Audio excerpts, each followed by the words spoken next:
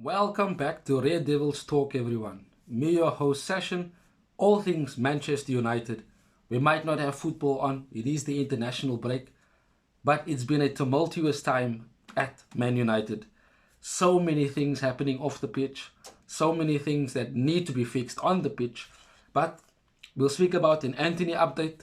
It gets worse. Yes, it does. We'll speak about Jadon Sancho and an update on him as well. And a bit of an injury blow, shall I say, with regards to Sofian Amrabat. And we'll speak about that later on in the video.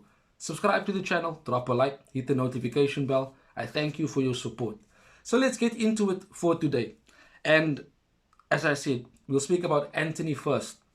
Now we know that Anthony has been accused of, shall I say, abuse and even more horrific things by his ex-girlfriend. But yesterday, more news came out with regards to Anthony and this particular situation, which kind of makes it even more concrete that he might be looking at a suspension. It looks like Mason Greenwood all over again, and the club now needs to make a decision. They need to now do their due diligence and have a better outcome and a better decision-making process than what they had with Greenwood. They saw the backlash, they saw exactly what happened, but we cannot say too much on the Anthony situation because it is only accusations and it is reports that are coming out from Brazil, and it's things that we read, and it's not nice things that we read with regards to Anthony and his history, so to say. I mean, this is a lesson for the club to do background checks with regards to where players come from, their history, etc., and how they are as players off the pitch. But of course, you would trust Ten Hag regardless of what Anthony's background is. But look at the evidence that has come out now, and I want to read those particular updates for you in full. And the first update that was given simply says that Gabriela Cavalline's case isn't the first accusation against Anthony. A police report from May 2022 made by Reisa de Freitas also describes violent behavior from the Man United player. The victim claimed to be physically assaulted by Anthony and a woman in a car in Sao Paulo. She was admitted to the hospital with bodily injuries and had her exams taken to the civil police. Just reading that alone, it's not a nice taste in the mouth. It's not. I mean, we immediately had our reactions with regards to what his ex-girlfriend said. Sorry about that. Had to deal with the dogs. Sometimes they can bark at the wrong time. Yeah. Anyway, let's continue with what I was saying. So, having to read these type of reports, and whether it comes from Brazil or it's leaked purposefully, it's not nice, and it worsens the situation for Anthony, worsens the situation for Ten Hag, because like I said, the club itself has to make a decision. We need to have ourselves in a better position dealing with the situation. And last night I was thinking to myself, after reading this, surely it can't get worse. Surely, there has to be a point, an end to these particular reports, and how much more graphic the situation can get. And while I was busy reading that particular report, another one pops up. And for me, I think if this happens, then we are probably looking at Anthony being suspended. I think the club would need to be consistent. They suspended Greenwood, after an investigation started, and he was then arrested. So we need to do the same thing, have consistency, and if it means we lose a player that has been, shall I say, not that good for us, but is a benefit to the team, does give balance to the team from the right hand side, then we'll have to accept that. And this is where Sancho comes in, and I'll speak about that later. But the other report that came out said that a third woman has now showed up accusing Anthony of physical assault. Record TV will air an interview with Ingrid Lana on Sunday evening. So this particular female is going to air an interview exposing Anthony, speaking about what he did to her, etc. And like I said, should this interview be aired, I would then feel that Anthony would have to be suspended. I don't think the club would allow itself to further be dragged into the mud, so to say, or have its name dragged through the mud because of another player. Greenwood was the first case, and now we have Anthony not even a year apart. So it's difficult. It's not something I want to spend a lot of time on, but it does look a lot like Anthony might and will be suspended. I don't think there is any other outcome. I think that would need to be the best solution, and whatever investigations need to happen, that will then have to happen while he is not part of the team, because it will be a distraction. It will be a negative connotation on the team and on Manchester United should he continue to play. So I think in all, we'll probably get to a point where he will be suspended. Nevertheless, now Jadon Sancho, we know exactly what he did, what he said after, Ten Hag came out and said that he didn't train well. It wasn't a very good backlash from the fans, from the club. They were disappointed. They were let down by Sancho and his antics, shall I say. And rightly so. I mean, it was not good of him to do that. I saw on Twitter that he still has the particular post up. He didn't delete it. He didn't remove it. It's still there, which is still disrespectful towards Ten Hag and the club and his teammates. And with that being said, it was reported by Mark Ogden this morning that Sancho is facing a battle to regain the support of his Manchester United teammates as well as Erik ten Hag following his angry reaction to being left out of the team for Arsenal. One source said there is little sympathy for Sancho inside the Man United dressing room, saying the players have had enough of him. Now, if the players, according to Mark Ogden, had enough of him, he has a lot of making up to do.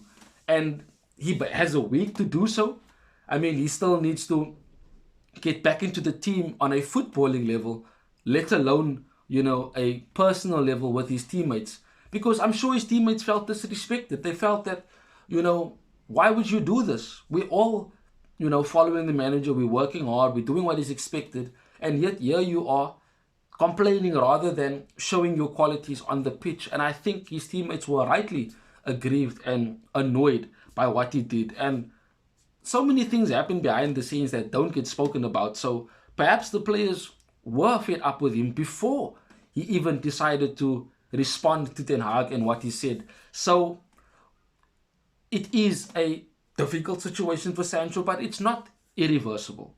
He surely can find himself once again being part of the team, being in the starting 11, being a player that we know he can be, i.e. the time when he was at Dortmund, literally assisting, scoring goals. And he can be that player again. Ten Hag has given him the opportunity to do so. Ten Hag has even given him the opportunity to recover off the pitch, outside of the country.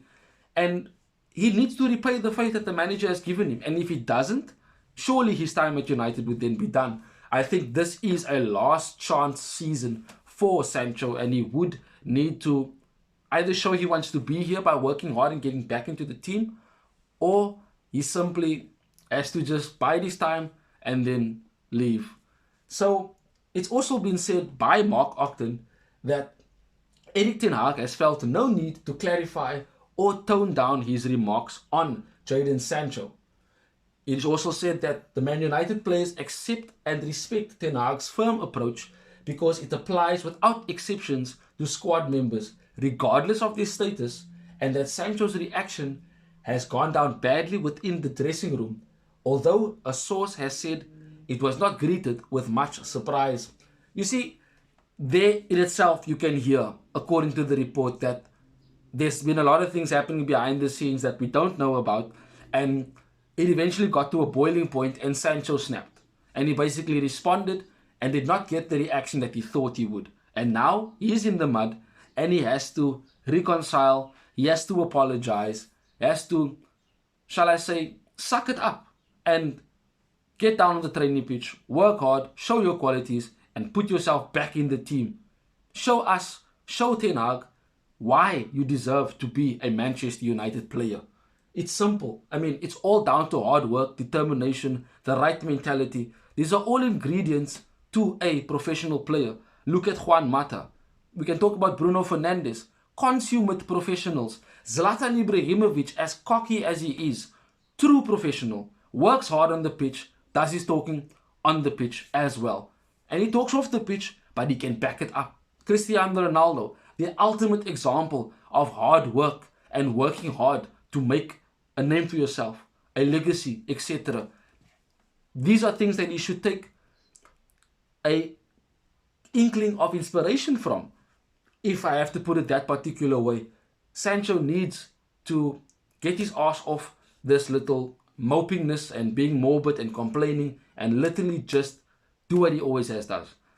He literally has an opportunity now with Anthony potentially getting suspended. So there's an opportunity for him on the right hand side. And we know what he can do on the right hand side where he played for Dortmund. So he should take this opportunity, and that's if Ten Hag allows it. Because another report by Mark Ogden, he said that Sancho and Ten Hag are set for talks before our game against Brighton on September the 16th to decide his future. So that in itself is a positive, because there might be an opportunity for him to get back into the team, get back into the squad, but he's got a lot of making up to do. And should the talks go well, I would not be surprised if he starts, considering Anthony's situation and him might being suspended. So all in all, it's going to be interesting what will happen as soon as everybody gets back from the internationals and what Ten Hag is wanting to do against a very, very good Brighton team. But we'll speak about that preview when that particular time comes.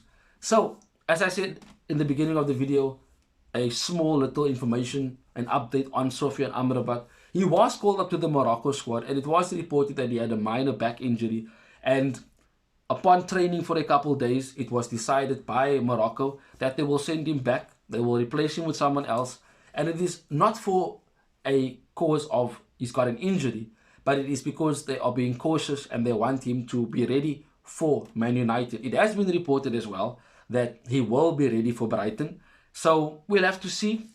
You know, if he is injured, it's a bit of a disappointment, because, I mean, I'm excited to see him play, be part of the team. You know, he's going to be a great asset for the team.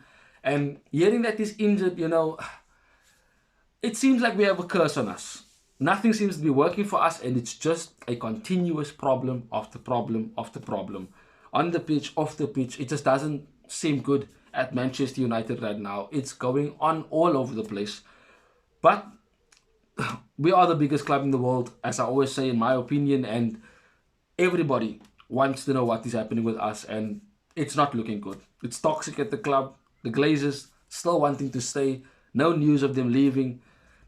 It needs to get better. It cannot continue like this. I, for one, continue to look for a positive in all that happens with Manchester United, but it's so bleak right now. And it doesn't seem like there's light at the end of the tunnel, but there are things to look forward to. Højlund being in the team, Amrabat coming into the team, Varane, Martinez getting back, Lindelof, Shaw getting back when he does get back. You know, we have positives to look forward to, but right now, it's not so good. But I thank you for joining me. Thank you for supporting the channel. You know, it's greatly appreciated. Drop a like, please subscribe to the channel, and of course, hit the notification bell so that you know when I do upload videos. It's Bruno's birthday. He's playing tonight for Portugal. If you're watching that, enjoy the game. I'm going to be watching it, so happy birthday, Bruno Fernandes, our Portuguese Magnifico, our captain. In my opinion, the most influential player we've had at the club since Sir Alex has left, and rightly so, deservedly so. So, thank you for joining me. Till we speak again soon, Red Devils. Bye-bye. Thanks for watching. If you want more content on Manchester United, like, share and subscribe.